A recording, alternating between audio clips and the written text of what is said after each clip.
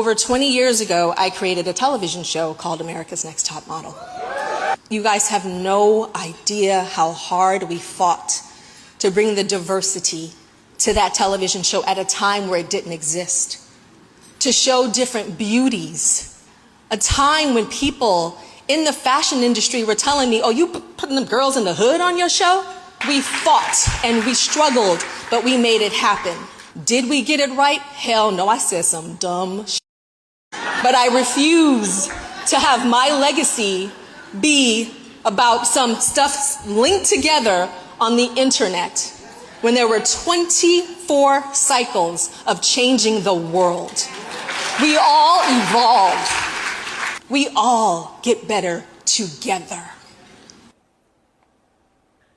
Oh, wow. A lot was said and a lot was not said. I feel compelled to speak because ever since that speech aired last week from the Essence Black Women in Hollywood Awards ceremony, my DMs, why y'all acting up? There were so many comments asking all these questions, excited to see some beginnings of accountability, still mad because they didn't hear an apology, this apology that y'all have been talking about for years. And I wanted to share something with you that I shared with some women in the room at this awards ceremony.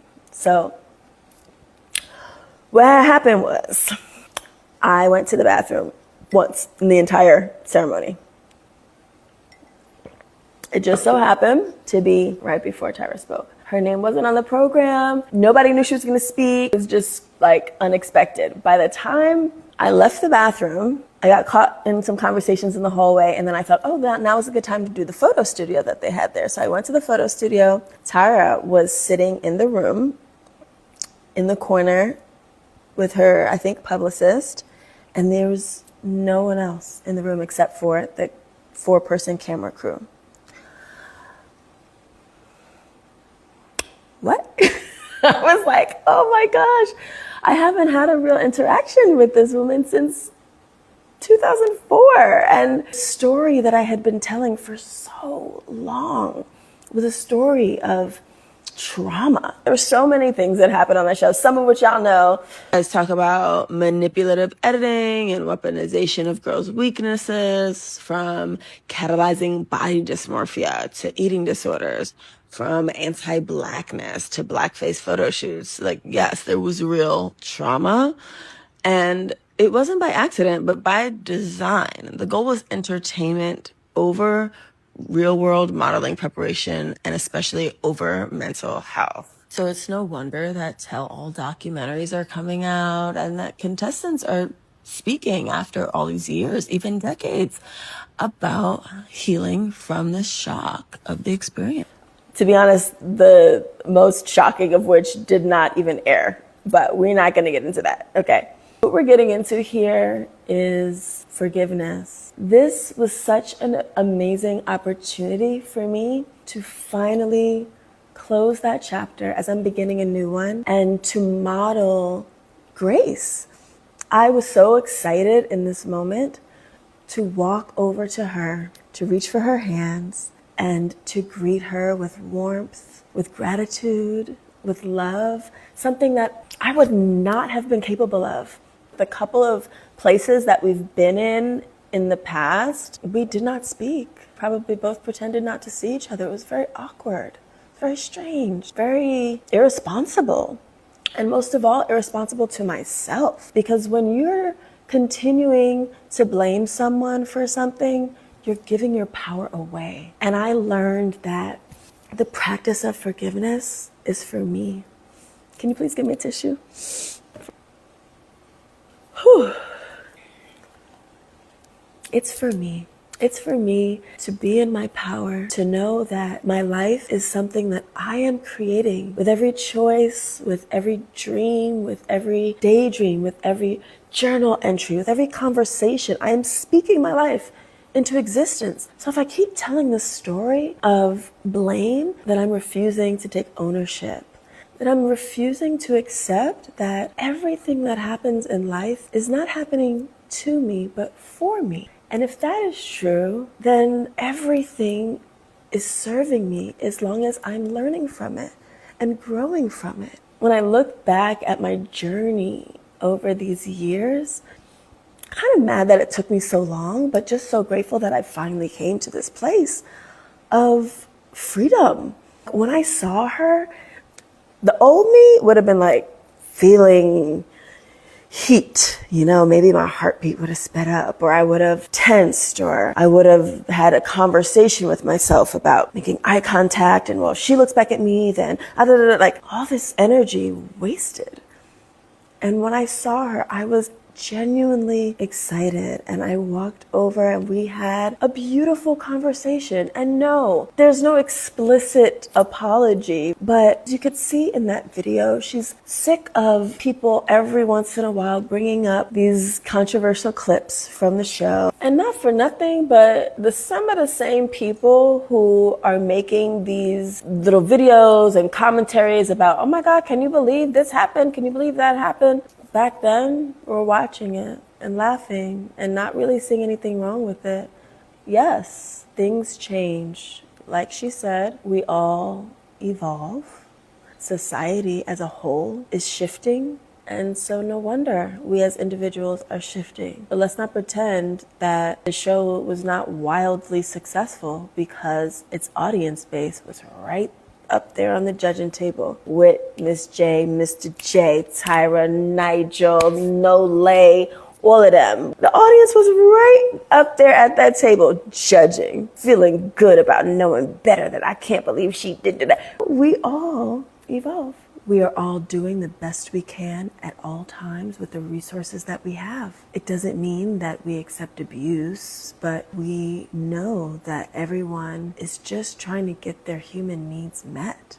When I hear this speech, what I hear is courage. It takes courage to get up in front of people and finally say what's been on her mind and heart for so many years, and to insist on recognition for the positive and not just the negative. And she's absolutely right. Before that show, there was nothing like it. It was a pioneer in terms of reality TV in general.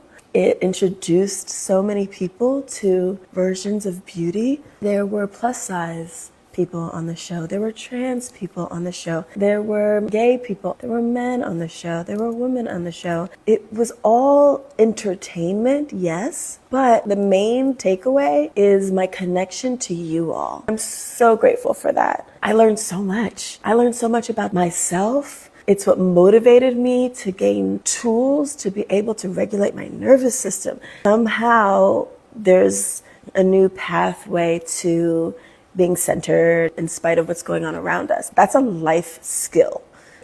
Was like introduced to because of my experience under that level of stress. So yes, the conversation was mostly small talk. Oh, you live in Australia. Oh, you have ice cream. Oh, I have this. I have that. Oh, you saw this movie. A lot of praise and compliments. She told the lady that was with her about the acting challenge on Top Model with Tay Diggs and how they were like, whoa, she can really act. Like this is not fair.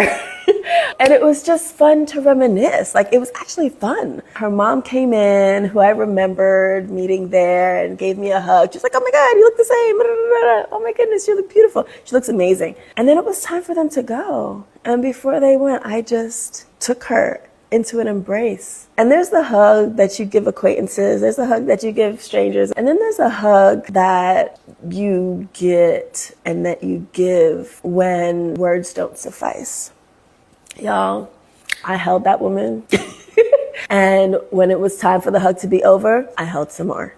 And I took a deep breath because I wanted her to feel what it feels like to fully be forgiven, appreciated, and loved.